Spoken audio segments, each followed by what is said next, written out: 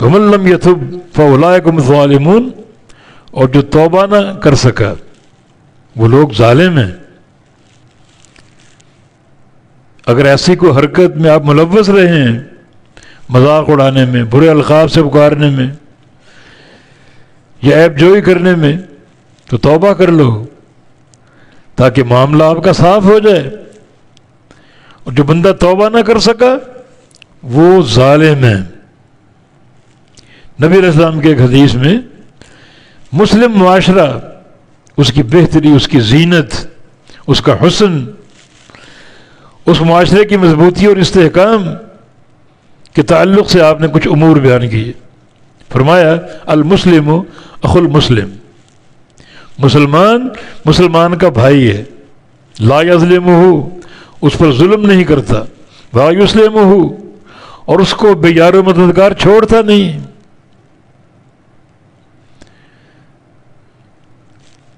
ومن کان فی حاجت اخیہ کان اللہ فی حاجتہ، اور جو بندہ اپنے بھائی کی کسی حاجت میں اس کو پورا کرنے میں مصروف ہو، اللہ اس کی حاجت پوری کرے گا۔ یہ بندہ تو دنیا کی حاجتیں پوری کر رہا ہے، اللہ اس کی قیامت کی حاجتیں پوری کر دے گا۔ ومن فرج عن مسلم کربۃ فرج اللہ عنہ کربۃ من کرب الآخرہ، کہ من کرب یوم القیامہ، جو بندہ اپنے کسی مسلمان بھائی کی دنیا کی کسی تکلیف کو زائل کر دے گا، اللہ اس کی آخرت کی تکلیفوں کو زائل کر دے گا۔